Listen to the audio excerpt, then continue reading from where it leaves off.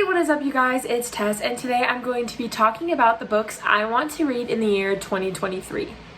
Now before I get started, I want to start off by announcing something that happened to me that was really cool in the first 1 minute of 2023, and that is that I got engaged.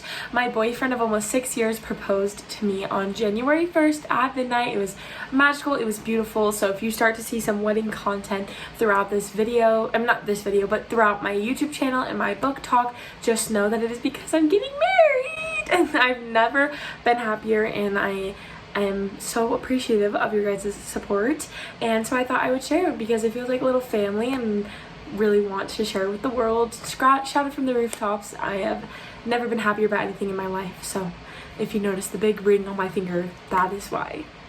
This video is going to be me going through books that I want to prioritize this year. As we know, I'm not a very big TBR person. As you saw in my last video, I wrapped all the books in my TBR and now they're unwrapped because I simply could not do it. I need to be able to see all of the books. I need to be able to gravitate towards them, and when I'm like forced to pick a book from a jar, I simply cannot do it. So to all the mood readers who told me they can never do it, it turns out I also cannot do it. So should have thought ahead on that one, but it was good content. It was a fun video to make. So today we're going to be talking about books I hope to read in 2022 or 2023. Oh my goodness. But we're not going to force ourselves to read them. We're not going to put any monthly TBRs out into the world this year. It's just books I want to try and attempt to read. As you can see, I have a little stack of books. And I also have 2 candles burning. I have the Mahogany Teakwood Intense candle from Bath & Body Works, my fiance's favorite candle, and then that is the Sand and Fog Tahitian Vanilla. It's completely burnt out, as you can see, but the smell still lingers in the about this much wax that's left. I'm also going to be doing a new thing because I'm a huge crew neck wearer, love to be comfy, love to be cute, and so I kind of want to show you guys my crew neck collection through my YouTube channel because I have a lot of bookish ones, a lot of things that kind of show off some character. So the first one I'm wearing today is one that says, "What I love most in the world are my books," and it has Belle on it. This was a gift from last Christmas from my Aunt Carla, and I'm pretty sure she got it at Hot Topic. But yeah, kind of a little bit of my personality that I want to start showing throughout the videos.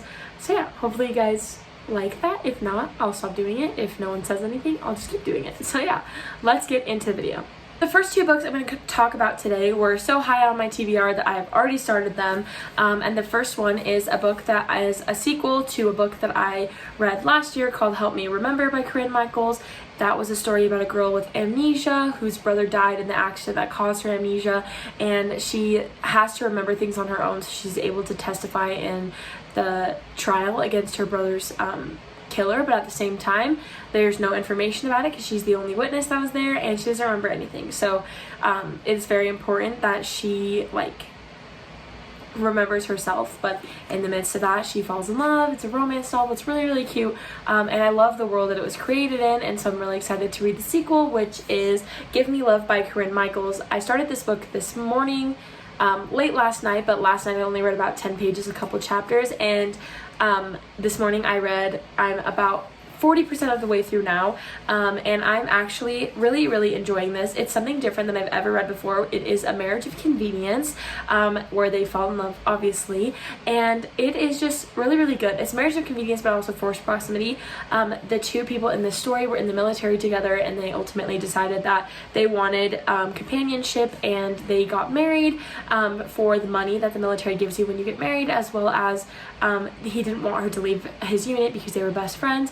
So they get married, and then they have one splendid night together where they confess their love for each other, and the next morning she leaves and abandons him. So when she strolls along into his town as a private investigator researching a case that's happening in his town, he's unhappy, and things start to reconcile, and at the same time she's trying to solve this case, which is the same in Help Me Remember. They're trying to solve a case just like the rest.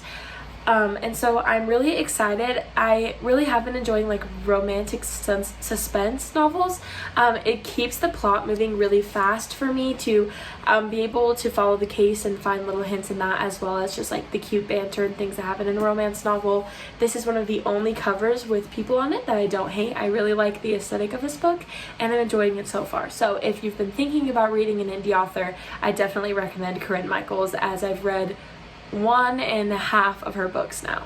The next book I am about to talk about has some very triggering subjects in it, and it has already triggered me a tiny bit. I'm in a very good mental state, which is why I've decided to read this book, but it's definitely something that is very harsh and dramatic and has some extremities, I would say, in it about depression and self-harm and things like that. So please check the trigger warnings before considering to read this novel. The book that I'm going to be talking about next is A Little Life by Hanya Yaganahara. I think that's how you say it. I've been practicing. A Little Life is a story about 4 college roommates that end up continuing their lives throughout like New York City and getting big jobs and just going through like real life situations. They all have their own traumas, they all have their own pasts, and you're just kind of learning about them through these. It is broken up into, I think, either 6 or 7 parts, and I'm really trying to take my time with this book. I have been annotating it, and so far I read the first part, and then I decided to start Give Me Love. I'm trying to break up the darkness and the deep with some brighter, happier novels, and so this one is going to take me a while to finish. I'm hoping to be done either by the end of January or by the end of February, because it is really good and I am enjoying it, but it's definitely something that is not just a lighthearted read before bed.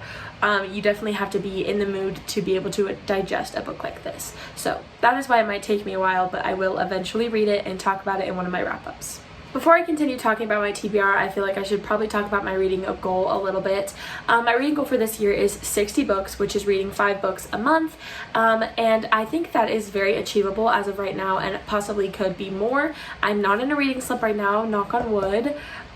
Sorry for shaking the tripod, it's on a wooden chair that I just knocked on, but I am currently reading a bunch of books for class, and I'm counting those towards my reading goal because I'm reading them, and so I definitely think with the help of my books for class I will be able to get there.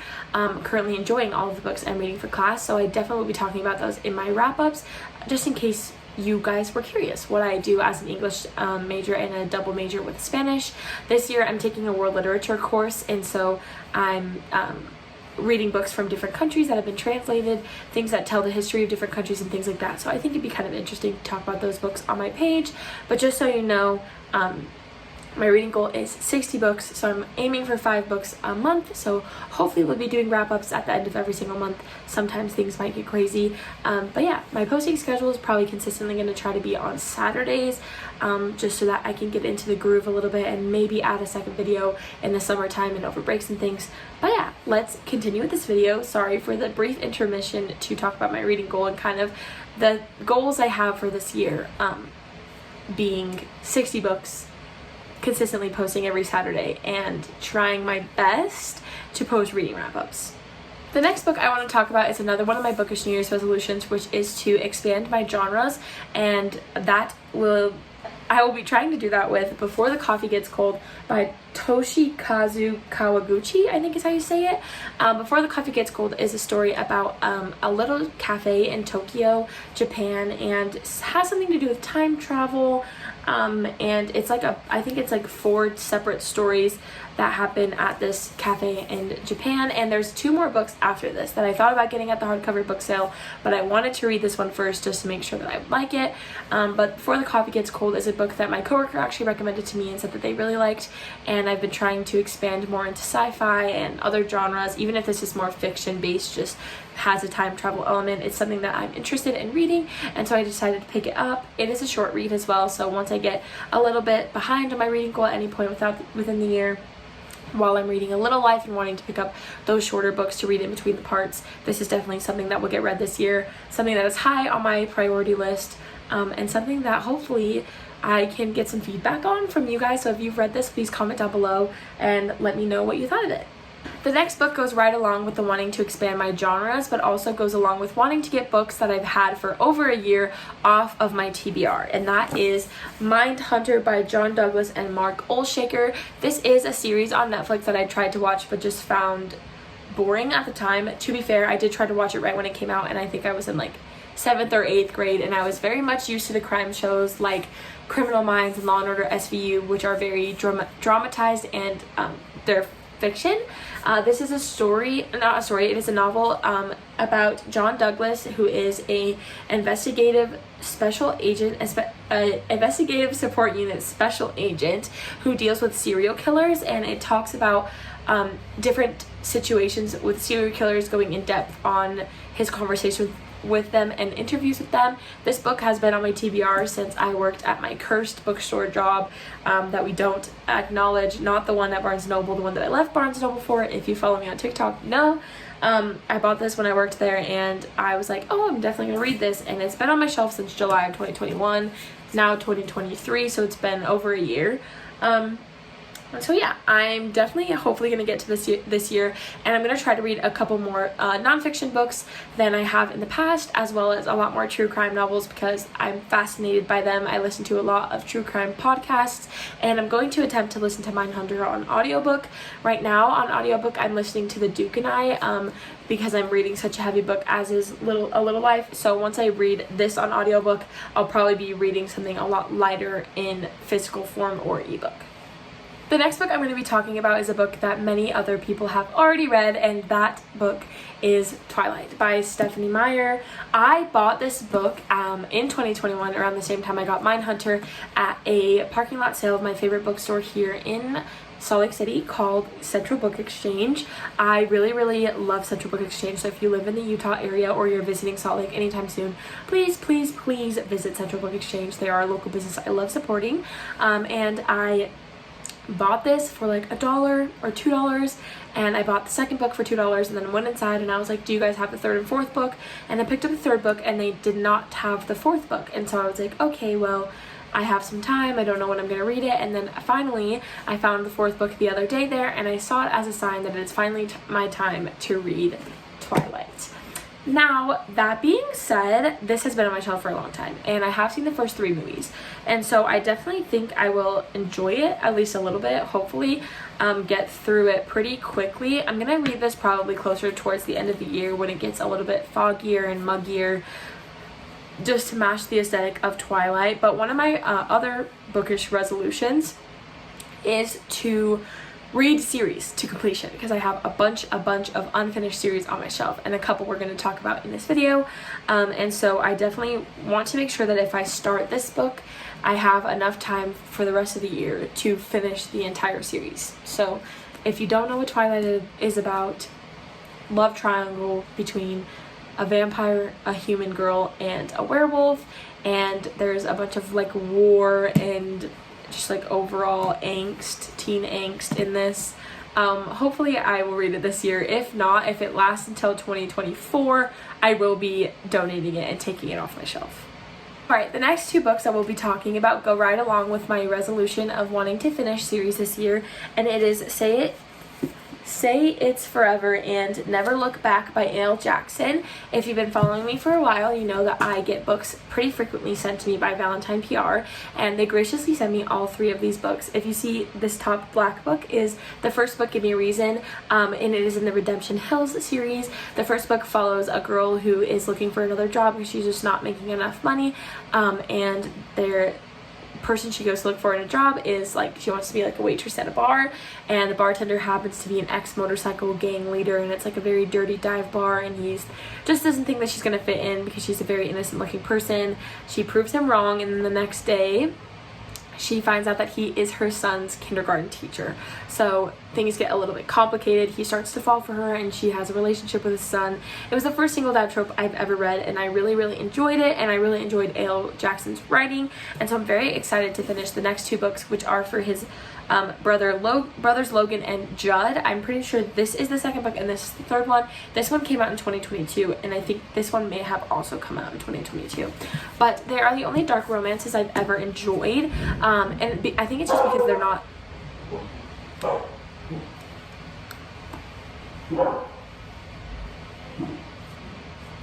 Pause for intermission because my dog was barking at a trash can outside, but these are the only dark romances I've ever really liked, and I think it's because of the way that A.L. Jackson does it. Is it makes the main love interest like remorseful for his dark past, whereas the other dark romance, which I read earlier this year, like right when the year started and got 70% of the way through, was Twisted Lies, and he was just okay with being dark, and a lot of stuff happened in that book that I did not agree with up to 70%, and I just decided that I needed to DNF it. So yeah, hopefully I will enjoy these. I think these ones are going to be a lot less dark because the first book, he's like really involved in the motorcycle gang, and I think his brothers were not so much. So I think these are just happen to be books that are also in the Redemption series. But can we please talk about the cover? That's what gets me, is the covers of these books are absolutely stunning. So whoever's job this was, good job. You can see the pile dwindling in the back. It means we only have 2 books left, so let's move on to the next book. The next book I'm going to be talking about is one that is in a series I've absolutely loved. I read the second book, The Hawthorne Legacy, last year, and The Inheritance Games the year before that. The Inheritance Games is a story about a girl named Avery who gets called to the will reading of a man and she's never met in her life. And while she's there, she finds out that he left all of his money and all of his estates to her. His family's outraged. She moves into their house because she's under 18, and so she has to live there, just like based on like laws and stuff. I'm not really sure how that works, but she moves there and she goes to like this preparatory academy, and she lives with his family, who's obviously very disgruntled over the fact that she now owns everything they thought would someday belong to them. So definitely a story that I was really invested in. Read both of the books really quickly and was really intrigued by these books, and so I bought The Final Gambit, which is the 3rd book in the series, and the 4th book, The Brothers Hawthorne, comes out later this year, so I want to get this read by then. I really enjoyed the series. I've been reading the books pretty quickly when they come out, but this one I just haven't gotten around to. Like I said, I want to finish series this year, so this one is on there. If you've thought about reading The Inheritance Games, now is the time, because I'm pretty sure the 4th book is either a spin-off or it's the final book in the series. So I definitely recommend reading the first 2 books, and maybe I'll do a reading vlog of me reading The Final Gambit. And the last book we're going to talk about is one that I am extremely disappointed to still have on my TBR. That book is Legendborn by Tracy Deonn. I bought this book in August of 2021. Are we sensing a theme here of books I've had since 2021 that I need to get off my shelf? Legendborn is like an Arthurian retelling of like Merlin and King Arthur's Round Table, I think.